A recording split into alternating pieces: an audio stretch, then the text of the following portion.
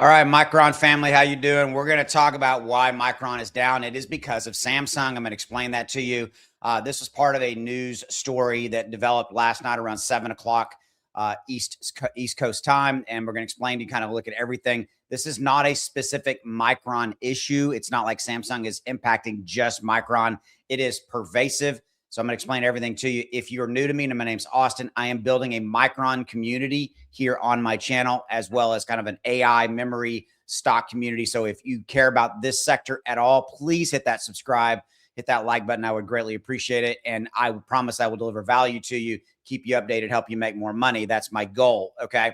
Additionally, just thanks for giving me a few minutes. We got a lot here to talk about, and I want to make this as quick as possible so I can get you in and get you out. Okay. So we see that Micron is down 9%. It was down about 5% in after hours trading after the news broke that Samsung basically posts a shocking miss on revenue at a time when investors were looking for a pristine print from them. Okay, now this was forward-looking guidance. This is how they do it in South Korea. They gave this yesterday, this forward-looking guidance. It wasn't their official results. Now, what I will say is, as far as how we can see and look into the results from Samsung, it wasn't their chip division that posted the loss. It was their phone division that lost over $650 million. But it is because Samsung is a significant player in the memory space, along with SK Hynix and, of course, Micron. That's why you're seeing it drag down all of the AI sector. Quite frankly, I think that this is an overreaction in what we're seeing here. And you can see Micron, again, we know it's down about 8 or 9%. Look, SanDisk is down 13+%, and even AMD is down 8+%. In fact, if we look at NVIDIA, which I have not looked at this morning, I guarantee you it's down. And let it grab. Yeah, NVIDIA is down about 1.8%. So NVIDIA is being dragged down as well. Now, if we look at right here, we see the entire NASDAQ is down 392. So every tech and / AI stock is getting hit by this. And this is bringing back the same old narrative that we continue to see play out associated with the AI sector. It's the same old song and dance that the analysts bring out. You know, is this a worry thing, a worrisome scenario playing out because Capex expenditures from the hyperscalers? Is it going to start slowing down? All of that same stuff. Is this an AI memory bubble that's going to burst? Blah, blah, blah. Okay, bottom line, that's what we're seeing. Now, I am looking to add to my Micron position. I'm going to be adding some more SanDisk. And by the way, if you cannot afford, again, to buy Micron at these levels, I understand it. Micron is expensive in the price, but the forward-looking PE ratio is about a 13 or 14. It was a 14, but it's probably changed a little bit because of pricing now. That is stupidly cheap from a PE ratio, from a forward-looking PE. Just remember that, okay? And again, I know that it's expensive per share. I get it, okay? SanDisk is trading at a much higher PE ratio at a 52, right? Okay, actually, let's look and see what it says here on this shows that's PE ratio, but again, the forward-looking one, I believe, is about a 14 because I saw it this morning. So again, it's showing right here at a 20, but it is lower than that. Okay, and again, we're seeing this play out. So NASDAQ slips after Samsung results spark chip sell-off.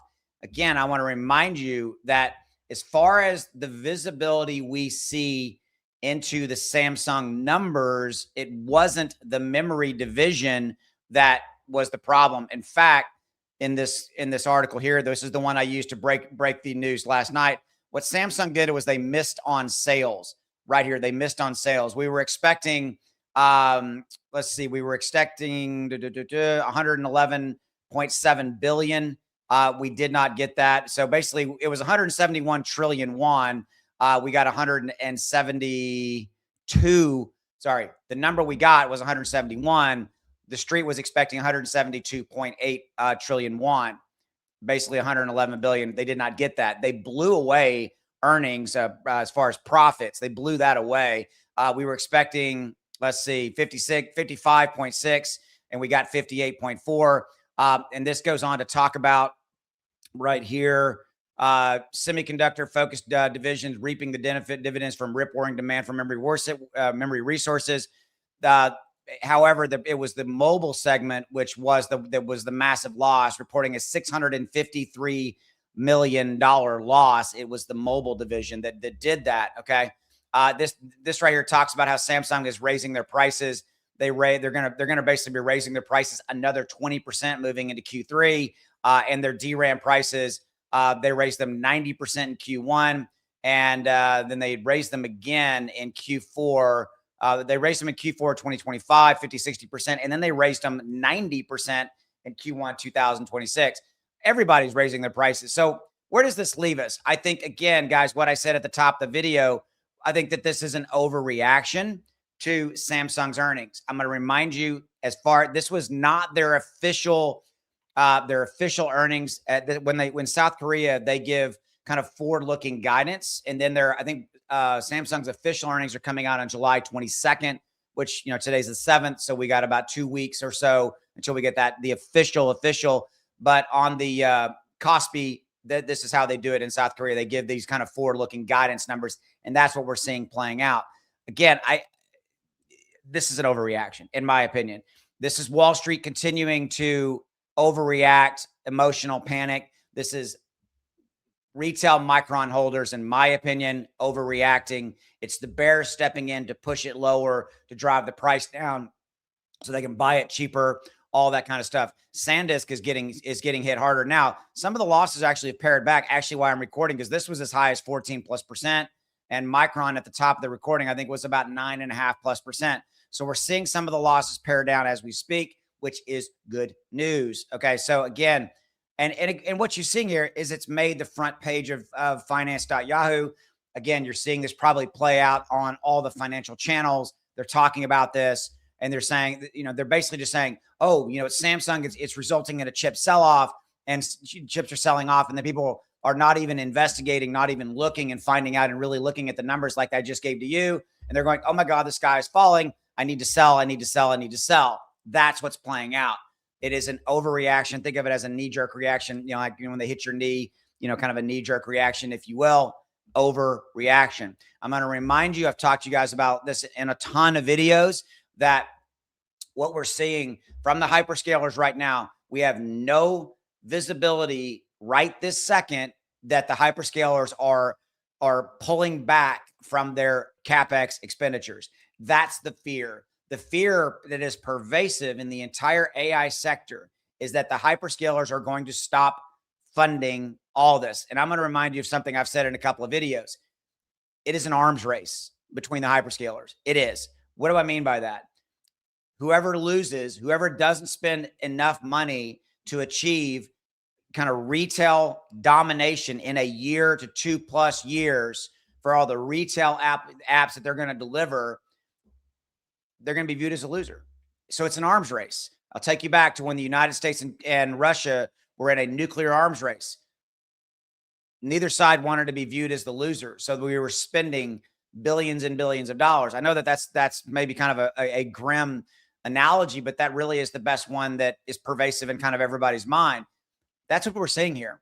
Okay.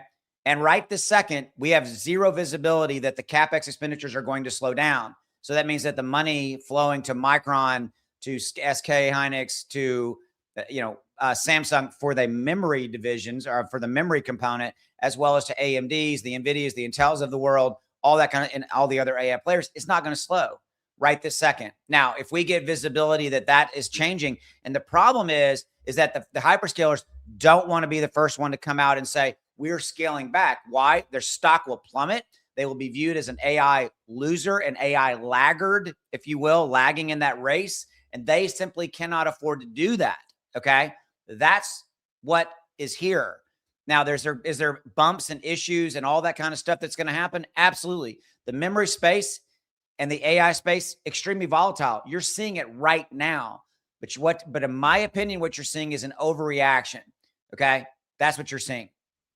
So, I just wanted you to know this so that you understood what was playing out. And you could act accordingly. Me, I'm not selling. I'm staying right here. All right. Thanks for giving me a few minutes.